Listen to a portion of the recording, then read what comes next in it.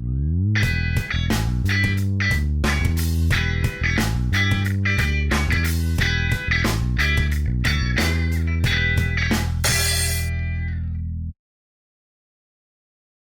a gente vai começar a nossa conversa sobre termodinâmica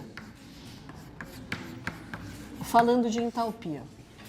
Na verdade, vocês já fizeram o experimento de entalpia, vocês provavelmente já deram encaminhamento para o relatório, e nós já falamos de entalpia várias vezes, né? Quando uma reação química acontece, é muito comum que ela libere energia, ou que ela absorva energia. Então, uma reação química, por exemplo,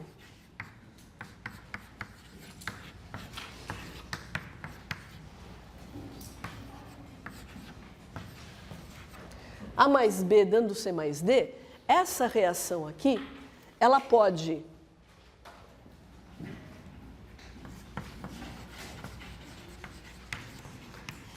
liberar energia ou pode absorver energia.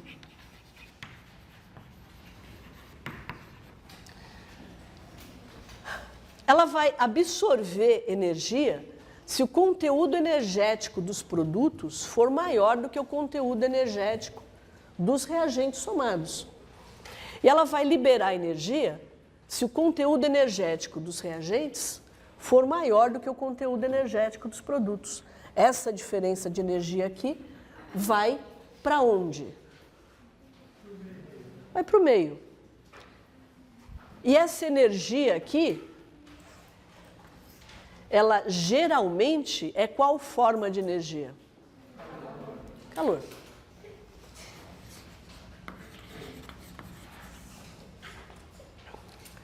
A energia total que um sistema tem é a somatória de todas as formas de energia presentes naquele sistema, tá certo? E o sistema, ele não contém calor. Ele pode transferir parte da energia dele para a vizinhança ou receber energia da vizinhança para ele e, com isso, muda a energia interna. Essa transferência de energia pode acontecer na forma de trabalho ou na forma de calor. O que interessa para a gente nessa questão de entalpia é a energia transferida, trocada com a vizinhança, na forma de calor. Então, se eu tenho uma reação química que libera energia, eu tenho uma reação química exotérmica. A palavra exo, para fora, por fora, significa que essa energia está sendo liberada para fora do sistema. Se houver a possibilidade dessa energia migrar para fora do sistema. E se ela absorver energia, vai ser uma reação química endotérmica.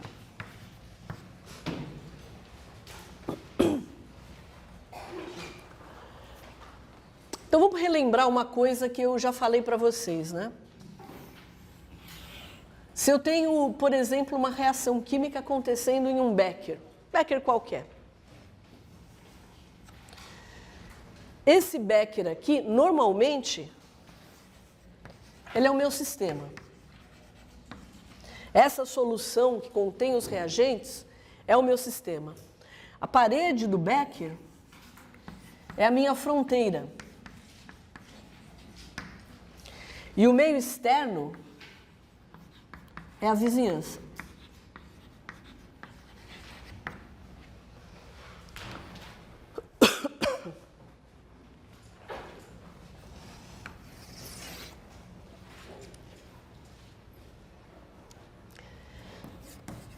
Essa fronteira, ela pode ser real ou fictícia. Quando nós fomos falar na aula passada sobre propriedades intensivas e extensivas, eu criei uma fronteira hipotética bem no meio da sala, se vocês estão lembrados.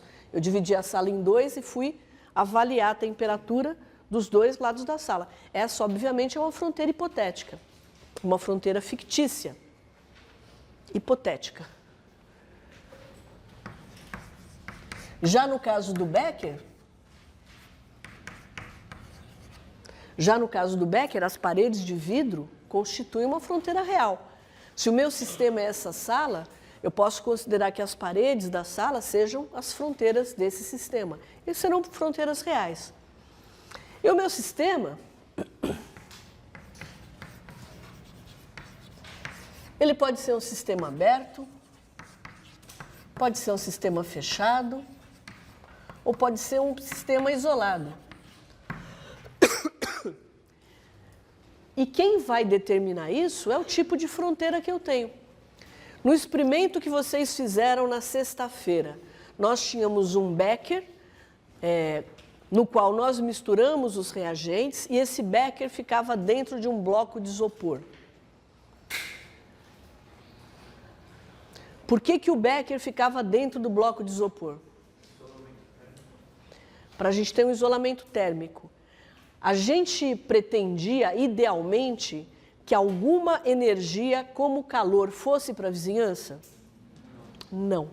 O que nós queríamos é que o máximo de energia possível, liberada pela reação, ficasse no sistema. E ficando no sistema, que provocasse uma mudança de temperatura. Então, aquele sistema era que tipo de sistema? Isolado. Então, no sistema isolado, não há troca nem de matéria,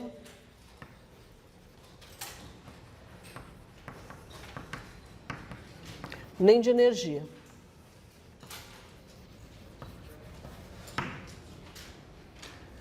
Obviamente, um sistema aberto é o contrário, né? O sistema aberto permite a troca de matéria e de energia.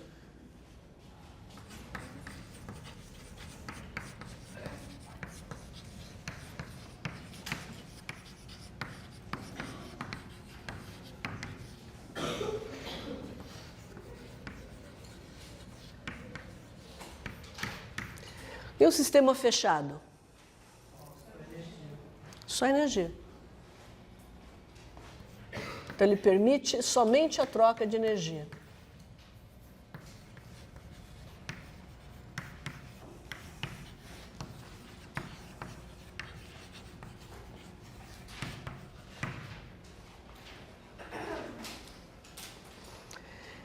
Então, lembrando, né, que essa energia pode ser trabalho também, mas geralmente em química, o que interessa é a energia trocada como calor.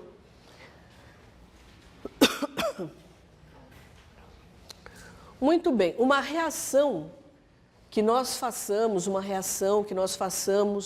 em fase aquosa, num becker, sem aquele, ou num tubo de ensaio, né, sem aquele bloco de isopor, qual é o tipo de sistema que eu tenho?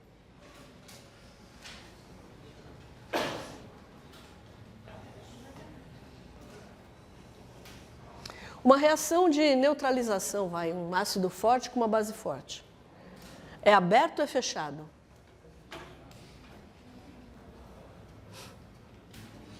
Aberto ou fechado, gente? Fechado. Eu não tenho troca de matéria com a vizinhança. Só tenho troca de energia. Né? Vocês mediram a reação, vocês mediram no laboratório qual era o valor dessa energia trocada com a vizinhança na forma de calor. Muito bem.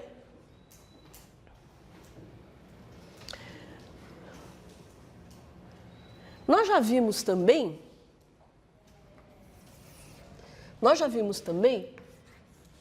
que ΔH, sempre que eu tenho esse delta, eu estou me referindo a uma diferença entre dois valores de uma determinada função. Então, eu tenho um valor de entalpia no estado 2, menos um valor de entalpia no estado 1, e isso me dá o ΔH. Isso vale com qualquer delta.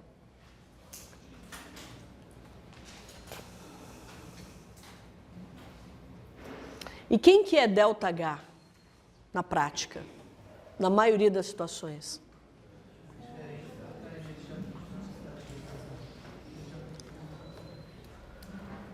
Na prática, vocês mediram o que no laboratório? Vocês mediram a variação de temperatura para chegar no quê? Trocada como o quê? como calor. Então, sempre que eu faço uma reação, qualquer reação, a energia trocada é a variação de entalpia?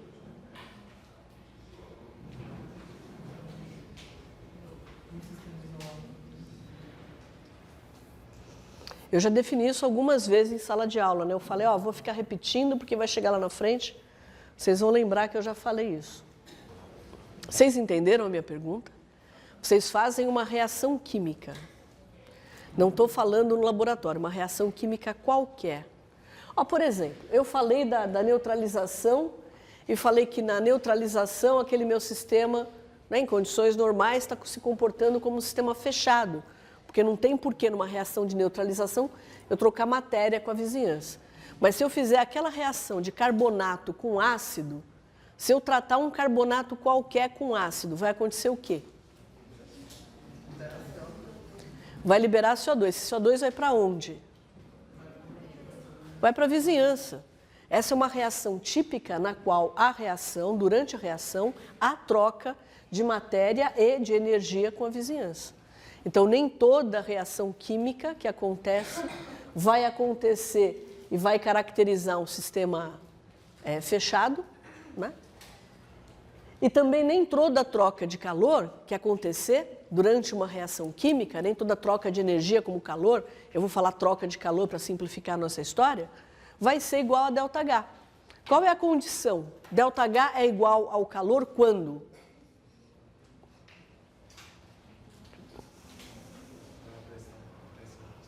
Quando a pressão for constante. Então, a variação de entalpia só é igual ao calor trocado com a vizinhança quando a pressão for constante.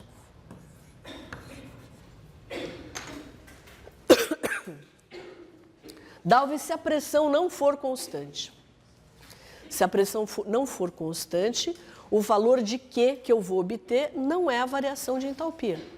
Eu vou ter que a variação de entalpia vai ser um Q mais um fator.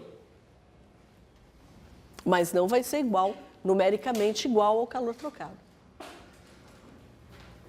Entenderam ou não?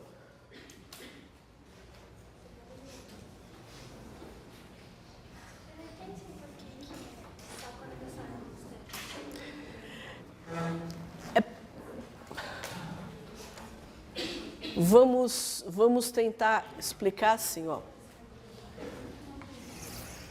Na verdade, eu esqueci de falar isso antes, né? Eu tenho uma outra função que é importante, mas que a gente usa muito menos, porque ela é muito menos prática, que é a energia interna, da qual eu já falei. É a energia interna.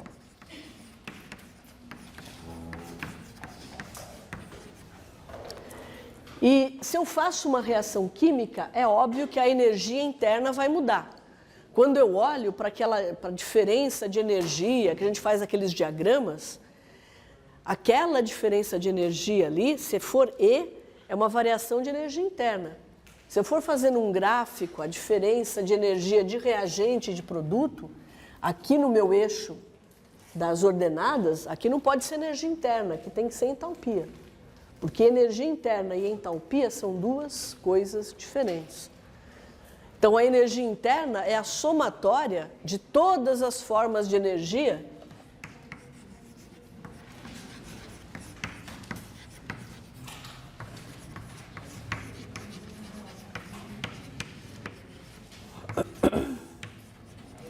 presentes no sistema.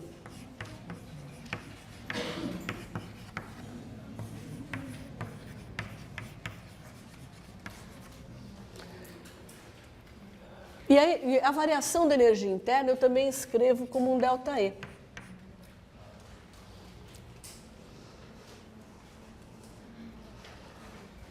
A energia interna... Então, olhem que a energia interna, ela também só depende do estado final e do estado inicial. Ela não depende de como eu vou do estado 1 para o estado 2. Basta eu olhar o estado final e o estado inicial. Todo parâmetro que eu represento ou que eu posso representar por um delta é assim, só depende do estado final e do estado inicial.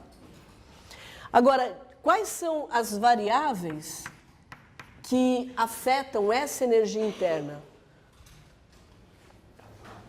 Quais são as variáveis que vocês acham que podem afetar essa energia interna? Poderia ser pressão, o que mais? Temperatura, o que mais? Volume, composição, podia colocar mais um monte de coisa aqui. Só que assim, dessas variáveis possíveis, nós usamos para caracterizar a energia interna só temperatura e volume.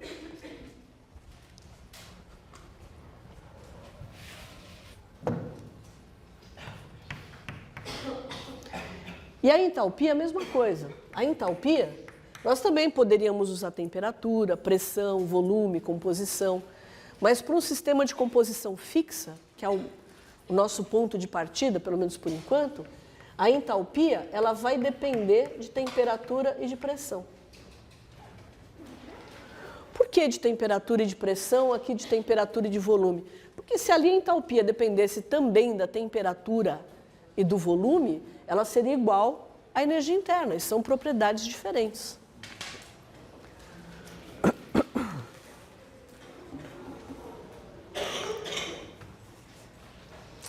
Isso... Oi? Quem chamou? Mas então a energia interna e a entalpia, elas têm uma relação? Lógico que sim.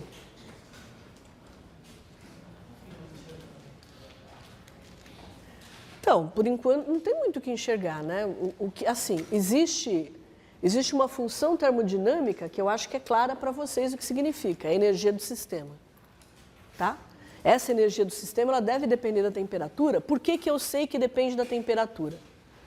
Porque, lógico, porque a temperatura está relacionada com a energia cinética, tá certo? E o volume, ele está relacionado com a distância entre as partículas. Portanto, a gente consegue imaginar que a distância entre as partículas me dá a contribuição de energia potencial. Se é um potencial atrativo, se é um potencial repulsivo, tá certo? O volume, ele traz informação que pode estar relacionada a essa energia. É por isso que ele compõe, né, a definição de energia interna. Fala. Professora, a concentração exerce alguma influência aí também? Então, no momento eu estou discutindo a função termodinâmica pura. É claro que a concentração, ela entra, mas eu acho que um pouquinho mais para frente vocês vão entender direitinho isso. É claro que quando eu estou fazendo uma reação química, eu não posso ter as substâncias, eu não tenho como ter as substâncias isoladamente. A gente vai ver hoje, espero que a gente chegue lá até hoje, que nós conseguimos trabalhar com valores de entalpia, de entropia, de energia livre de Gibbs, com valores sempre padrão. Porque senão eu não tenho como comparar. Você vai no seu laboratório, faz uma medida de entalpia de formação. Ah, tenho aqui ó, a entalpia de formação da água. Aí eu vou no meu laboratório e faço no meu laboratório, com o meu equipamento, nas minhas condições, falo, não, o meu valor está certo. Aí tem um camarada que faz lá em Campos do Jordão, numa outra altitude, ele fala, não, o meu valor está certo. Então, para evitar esse tipo de problema, a gente define um estado de referência, que é um estado padrão. Então, a entalpia padrão de formação de todas as substâncias, ela se refere à substância pura, no estado de agregação mais estável e a 1 bar de pressão. Isso é condição padrão. Agora, como é que eu posso, se eu faço uma reação química, eu não tenho a substância pura. Tá certo? Então, aí é que entra a influência da variação da composição. Isso é fácil entender daqui a pouco. Então, ali em primeiro lugar, Jéssica, a energia interna ela depende de T e V. A entalpia depende de T e P. Vocês vão me odiar, mas eu vou ter que escrever para explicar para a Jéssica, mesmo que eu não vá cobrar vocês disso, eu tenho que escrever como é que eu chego aqui nesse ΔE, tá certo? Quando eu tenho duas variáveis. Matematicamente, então, por favor, vamos combinar assim. Eu vou colocar duas equações ali, vocês se desarmem. Desarmem-se. Eu vou colocar a equação só para vocês entenderem como eu chego naquele delta. Tá bom? Desarmados? Cálculo não é um trauma para vocês? Então, calma. Ó, eu não sei exatamente como é a cara dessa função. Eu não sei se ela tem uma dependência linear com a temperatura, uma dependência linear com a pressão. Então, como é que eu faço? Eu não posso tascar um delta aqui de cara. Eu tenho que calcular, eu tenho que obter primeiro uma equação que descreva as variações infinitesimais. Tá certo? E depois eu integro. É para isso que a gente usa o cálculo. Eu tinha pedido para vocês se desarmarem. O que eu estou falando é algo puramente conceitual. Se eu não sei como é que a função varia, como é que eu vou supor que ela tem um comportamento linear? Eu falei no meu laboratório, eu não sei se isso foi falado nos outros laboratórios, e falei aqui também na aula passada. Eu falei o seguinte para vocês, ó. Se eu fizer um gráfico,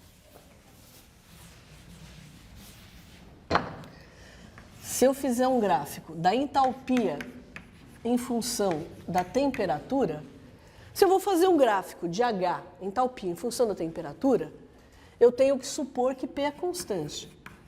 Tá certo? Porque eu sei que a entalpia depende da temperatura e da pressão. Então, se eu vou do estado 1 para o estado 2, eu não sei como é a cara da função que me leva do estado 1 para o estado 2.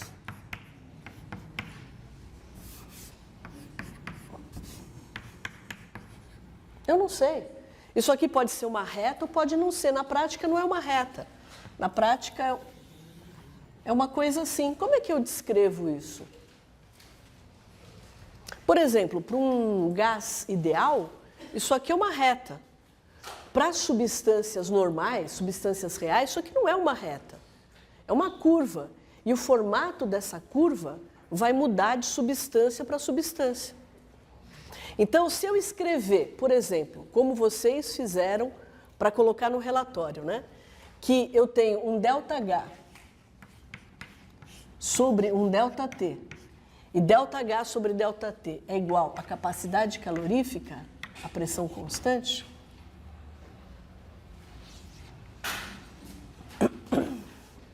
porque é isso que eu considero, não é? Aquelas equações que vocês usaram, vocês partiram.